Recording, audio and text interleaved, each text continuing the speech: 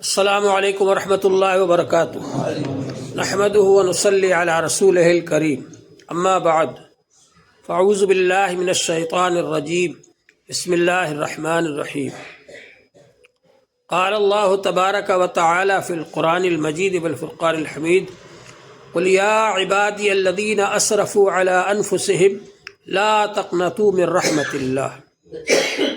محترم حضرات، اللہ جل شانہ کا بڑا فضل و کرم ہے، اس کا انعام و احسان ہے کہ اس نے ہم لوگوں کو یہ مبارک مہینہ عطا فرمایا جس کو شعبان کا مہینہ کہا جاتا ہے۔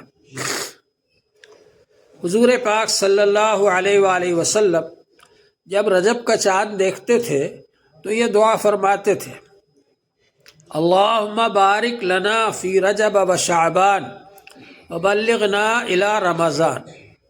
اللہ تعالی رجب میں بھی برکت عطا فرمائیے اور شعبان میں بھی، اور ہمیں رمضان تک پہنچا دیجیے۔ تو یہ شعبان کا مہینہ بہت فضیلت والا ہے۔ حضور پاک صلی اللہ علیہ وآلہ وسلم نے فرمایا، شعبان و شہری و رمضان و شہر اللہ۔ شعبان میرا مہینہ ہے اور رمضان اللہ کا مہینہ ہے۔ شعبان کے مہینے میں حضور پاک صلی اللہ علیہ وآلہ وسلم بہت زیادہ روزے رکھتے تھے اور مسلسل روزے رکھتے تھے آپ، لیکن امت کو آپ نے منع فرمایا کہ شعبان کے مہینے میں زیادہ روزے نہ رکھیں، خاص طور سے آخر مہینے میں روزے نہ رکھیں۔ کیوں؟ اس وجہ سے کہ کہیں ایسا نہ ہو کہ شعبان میں زیادہ روزے رکھنے کی وجہ سے رمضان کا جو فرض روزہ ہے اس کے رکھنے میں کوتاہی نہ ہو جائے، کمزوری نہ آ جائے۔ اس لیے امت کو آپ نے اس بات سے منع فرمایا کہ وہ شعبان میں زیادہ روزے رکھیں، لیکن آپ رکھتے تھے۔ لیکن نفل روزے اگر کوئی رکھے شعبان میں تو بہت اچھی بات ہے، اور ہر مہینے کی 13، 14، 15 میں تو حضور صلی اللہ علیہ وسلم عام طور سے رکھتے تھے، اور اس میں بھی رکھنا چاہیے۔ 13، 14، 15 کو ایام 20 کہتے ہیں۔ ایام 20 کے معنی ایسے دن جو زیادہ روشن ہوتے ہیں، یعنی 13، 14، 15 کو 14ویں رات ہوتی ہے، چاند زیادہ روشن ہوتا ہے، تو ان دنوں میں 13، 14، 15 میں تو حضور صلی اللہ علیہ وسلم اکثر روزے رکھتے تھے۔ وہ تو ہے یہ سنت۔ اور پھر شعبان کے مہینے میں حضور صلی اللہ علیہ وسلم نے بہت زیادہ روزے رکھے ہیں۔ اور اس کے علاوہ یہ جو رات آتی ہے شب برأت جس کو کہتے ہیں، اس کو لوگوں نے کر دیا شب برات۔ برأت ہے وہ، برأت کے معنی چھٹکارا حاصل کرنا۔ یہ جہنم سے چھٹکارا حاصل کرنے کی رات ہے۔ اس شب برات کے بارے میں حضور صلی اللہ علیہ وآلہ وسلم نے فرمایا، اذا جاءت لیلۃ النصف من شعبان فقوموا لیلها وصوموا نہارها۔ جب شعبان کے مہینے کی 15ویں رات آئے تو رات میں اللہ کی عبادت کرو اور دن میں روزہ رکھو 15ویں تاریخ کو۔ یہ حدیث جو ہے، اور اس طرح کی کئی حدیثیں موجود ہیں۔ اس کے علاوہ حضور صلی اللہ علیہ وآلہ وسلم نے ارشاد فرمایا کہ اللہ تبارک و تعالی توجہ فرماتے ہیں اس رات میں بندوں کی طرف، ان اللہ لیطلع الی عبادہ الی الناس فی لیلۃ النصف من شعبان۔ شعبان کی 15ویں رات میں اللہ تعالیٰ اپنے بندوں کی طرف توجہ فرماتے، فیغفر لأکثر من عدد شعر غنم بنی کلب۔ بنو کلب ایک خاندان ہے، ایک قبیلہ ہے، اس کے پاس جتنی بکریاں ہیں، ان کے پاس سب سے زیادہ بکریاں ہوا کرتی تھی عرب میں۔ بنو کلب کے پاس جتنی بکریاں ہیں، ان بکریوں کے جتنے بال ہیں، ان بالوں سے بھی زیادہ تعداد میں اللہ تعالیٰ انسانوں کی مغفرت فرماتے ہیں شب برات میں۔ تو شب برات ایسی رات ہے، یوں کہنا چاہیے کہ گناہگار بندوں پر اللہ کی رحمت کا سایہ ہے شب برات۔ ایک لڑکا اگر غلط کام کرنے لگے تو باپ بھی اس کو گھر سے نکال دیتا ہے، لوگوں سے کہتا ہے میرا لڑکا نہیں، اس کو میرا لڑکا نہ کہو۔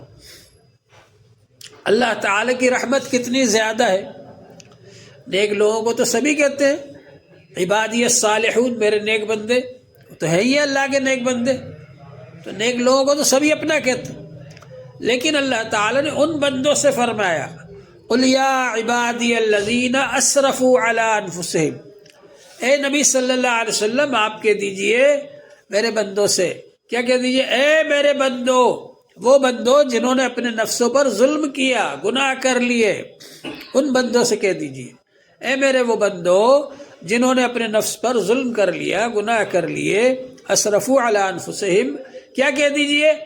لا تقنطوا من رحمت اللہ، اللہ کی رحمت سے نا امید مت ہونا، اللہ کی رحمت سے نا امید نہ ہو، اللہ تعالیٰ سب گناہ معاف کر دیں گے، ان اللہ یغفر الذنوب جميعا،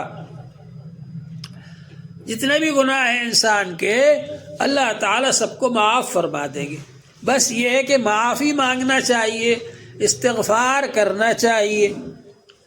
ایک باپ نے اپنے بیٹے کو گھر سے نکال دیا، اب وہ سب کے پاس جا رہا ہے، امام صاحب کے پاس بھی جا رہا ہے آپ سفارش کر دیجئے، استاذ کے پاس بھی جا رہا ہے آپ سفارش کر دیجئے۔ باپ نے کہا کہ وہ لڑکا اگر آ کر مجھ سے 2 لفظ کہہ دے کہ معاف کر دو تو معاف کر دوں گا۔ تو استغفار ایسی چیز ہے کہ انسان گناہ کر لیتا ہے، لیکن اگر وہ استغفار کر لیتا ہے تو اس کے سارے گناہ معاف ہو جاتے ہیں۔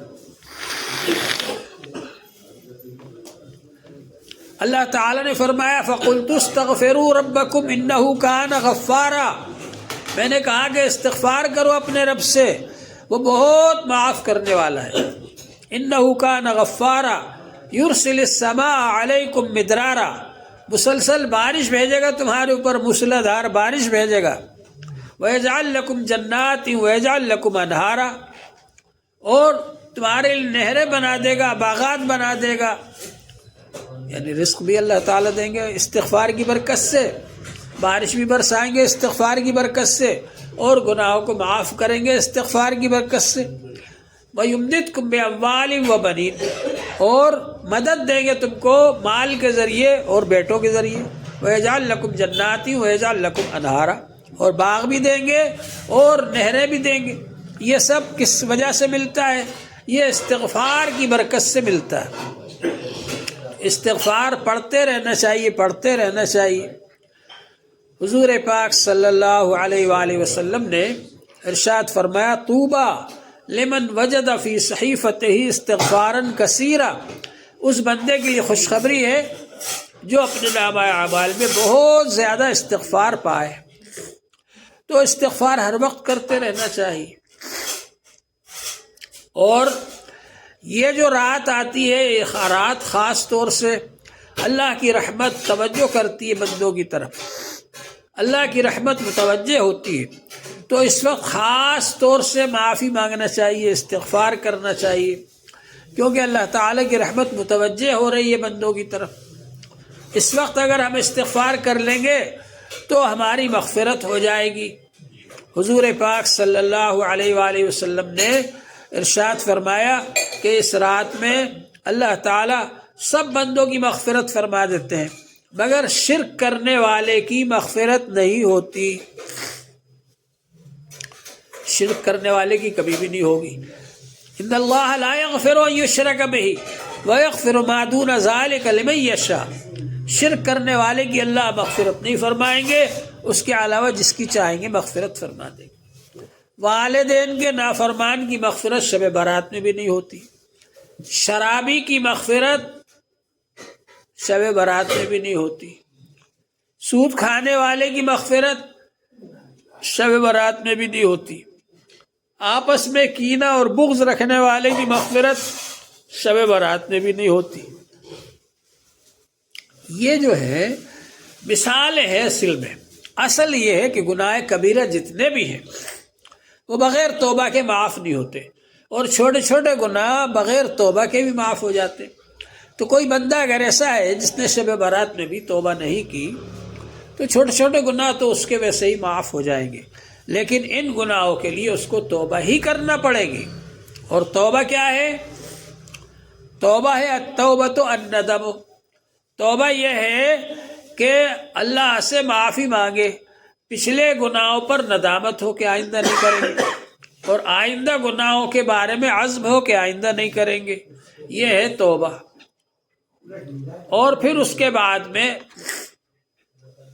اگر نماز چھوٹ گئی ہے نماز ادا کرنا شروع کر دیں، قضائیں پڑھ لیں، روزہ چھوٹ گیا روزے کی قضا کر لیں، کسی کا مال لیا ہے اس کا مال واپس کر دیں، استغفار پڑھیں، تو اللہ تبارک و تعالی معاف فرما دیں گے۔ تو ہماری یہ کوشش ہونا چاہیے کہ ہم اللہ تبارک و تعالی سے توبہ کریں، استغفار کریں، اور رات میں جاگیں، عبادت کریں شب برات کے اندر، اور دن میں روزہ رکھیں۔ یہ نفلی روزہ ہے، کوئی رکھے تو اچھا ہے، ثواب ملے گا، نہ رکھے تو کوئی بات نہیں۔ بعض لوگ کہتے ہیں کہ شب برات کی روایتیں ضعیف ہیں۔ تو پہلی بات تو یہ کہ محدثین کا یہ اصول ہے کہ جو روایت احکام کو ثابت کرنے کے لیے ہوتی ہے، حلال و حرام کو، وہ پکی ہونا چاہیے، مضبوط، اور جو روایت فضائل کو ثابت کرنے کے لیے ہے تو فضائل کو ثابت کرنے کے لیے ضعیف روایت بھی چل جاتی ہے۔ ضعیف کہتے کس کو ہے؟ ضعیف روایت اس کو کہتے ہیں جو قوی نہ ہو، اور قوی اور صحیح روایت کیا ہے؟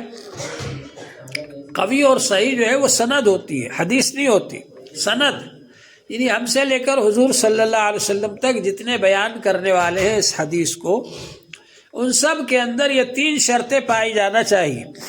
نمبر 1، ان کا حافظہ قوی ہو، یادداشت مضبوط ہو، ان کی حافظہ قوی ہو۔ نمبر 2، نیک آدمی ہو، جھوٹا مکار نہ ہو جو جھوٹ بولتا ہو کہ حضور کی طرف غلط نسبت کر دے کسی غلط بات کی۔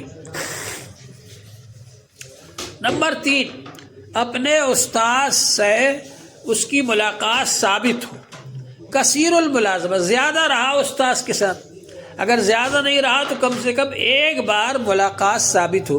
امام بخاری یہ شرط لگاتا ہے۔ امام مسلم یہ کہتے ہیں کہ اگر دونوں ایک ہی زمانے میں پائے جا رہے ہیں، استاذ اور شاگرد، اور وہ یہ کہہ رہا ہے کہ میں نے یہ حدیث فلاں استاذ سے سنی ہے، تو ہم مان لیں گے دونوں کا زمانہ ایک ہی، معاصرت ثابت ہو۔ اگر ملاقات ثابت نہیں تو معاصرت ثابت ہو۔ یہ 3 شرطیں جس راوی میں پائی جائیں گی وہ راوی جو ہے ہمارے نزدیک اور سب کے نزدیک قوی ہو گیا۔ اب پوری سند میں ایسے راوی پائے جانا چاہیے ہم سے لے کر حضور صلی اللہ علیہ وسلم تک، تو وہ روایت قوی ہو گئی، صحیح ہو گئی۔ اور اگر ان 3 شرطوں میں سے کوئی ایک شرط کم پائی گئی، نہیں پائی گئی، تو وہ روایت ضعیف ہو گئی۔ تو اب اگر وہ ضعیف روایت بھی ہے تو علماء محدثین یہ کہتے ہیں کہ فضائل میں اس روایت کو بیان کیا جا سکتا ہے، احکام کو ثابت کرنے کے لیے، حلال و حرام کو ثابت کرنے کے لیے بیان نہیں کر سکتے۔ تو اب ظاہر ہے کہ یہ روایت جو بیان کی جاتی ہے شب برات والی، یہ فضیلت کو ثابت کرنے کے لیے، تو اس میں ضعیف حدیثیں بھی بیان کی جا سکتی ہیں۔ کئی حدیثیں ان میں سے کچھ ضعیف بھی ہیں، کچھ قوی بھی ہیں۔ تو جو حدیثیں قوی ہیں، صحیح ہیں، ان سے تو استدلال ہو ہی سکتا ہے، اور ضعیف حدیث سے بھی فضائل میں استدلال ہو سکتا ہے۔ تو بہرحال یہ کہ یہ حدیث موجود ہے۔ رہا یہ کہ اس شب برات میں بعض لوگ حلوہ بناتے ہیں، حلوہ بنانے کے بارے میں کوئی حدیث نہیں ہے، اپنی طرف سے بناتے ہیں لوگ، اس کو اگر وہ دین کا کام سمجھ کر کریں گے، عبادت سمجھ کر کریں گے تو بدعت ہو جائے گی۔ اسی طرح سے اگر کوئی شخص اور کوئی کام ایسا کرتا ہے شب برات میں عبادت سمجھ کر تو وہ بدعت ہو جائے گا۔ صلاۃ التوبہ جب چاہے پڑھ سکتے ہیں، شب برات میں بھی پڑھیں آپ۔ اسی طرح سے صلاۃ الحاجہ جب چاہے پڑھ سکتے ہیں، شب برات میں بھی پڑھیں، کوئی مخصوص نماز نہیں ہے، کوئی مخصوص طریقہ، کوئی مخصوص عبادت منقول نہیں ہے، نقل نہیں کی گئی حضور صلی اللہ علیہ وسلم سے اور صحابہ کرام سے۔ یہ بات ہے کہ صحابہ کرام کے زمانے میں بھی حضور صلی اللہ علیہ وسلم سے تو ثابت ہے ہی ہے کہ آپ رات میں جاگے۔ حضرت عائشہ رضی اللہ عنہ کو بھی پتہ نہیں چلا، آپ خاموشی سے گئے اٹھ کر کے، ان کو جب خیال ہوا کہ آپ بستر پر نہیں ہیں تو انہوں نے تلاش کیا، دیکھا تو آپ جنت البقیع جو مدینہ کا قبرستان ہے وہاں کھڑے ہوئے اور دعا کر رہے۔ واپس آئے تو آپ نے فرمایا کہ میرے پاس جبرائیل علیہ السلام آئے تھے، انہوں نے بتایا کہ شب برات ہے، تو میں وہاں پر استغفار کے لیے گیا تھا کہ مردوں کے لیے استغفار کروں۔ تو خاموشی سے اگر کوئی چلا جائے قبرستان، بغیر بھیڑ بھاڑ لگائے ہوئے اکیلا چلا جائے، خاموشی سے چلا جائے اور مردوں کے لیے استغفار کر کے جائے تو اچھی بات ہے۔ حضور صلی اللہ علیہ وسلم نے پہلے تو قبرستان جانے سے منع فرما دیا تھا، بعد میں اجازت دی اور یہ فرمایا کنت نہیتکم عن زیارت القبور، میں نے تم کو زیارت قبور سے منع کر دیا تھا، فزوروها، ہاں زیارت کر لیا کرو، اس کا فائدہ ہے فإنها تزاحد عن الدنیا وتذکر الآخرہ، دنیا سے بے رغبت بنا دیتا ہے اور آخرت کی یاد دہانی کرتا ہے۔ کیا؟ قبرستان کی زیارت کرنا۔ اس مقصد کے لیے اگر کوئی جائے بہت اچھی بات ہے، جائے، خود بھی اپنے لیے بھی توبہ استغفار کریں، مردوں کے لیے بھی توبہ استغفار کریں، دعا کریں مغفرت کی، ٹھیک ہے۔ لیکن یہ کہ بھیڑ بھاڑ کر کے جانا، وہاں پر شور شرابہ کرنا، وہاں پر میلہ لگانا، یہ سب، اور رات میں جاگنے کا مطلب یہ نہیں ہونا چاہیے کہ تہوار منائے اور بھجیے پاپڑ کھاتے پھرے۔ خاموشی کے ساتھ آدمی جاگے، رات میں اپنی توبہ استغفار کرے، گناہوں سے معافی مانگے، نفل عبادت کرے، اللہ سے گناہوں کی معافی مانگے، چاہے گھر میں جاگ لے، وہ مسجد میں جاگنا چاہے مسجد میں جاگ لے، لیکن وہاں بھی اپنی عبادت سے کام رہے، دوسروں سے مطلب نہ رہے، یعنی کہ مسجد میں بیٹھ کر کے مجلس جما رہے ہیں اور باتیں کر رہے ہیں اور ادھر ادھر کی باتیں ہو رہی ہیں، یہ سب چیزیں مناسب نہیں ہیں۔ اللہ تبارک و تعالی ہم سب کو صحیح عمل کی توفیق عطا فرمائے۔ وآخر دعوانا الحمد للہ رب العالمین۔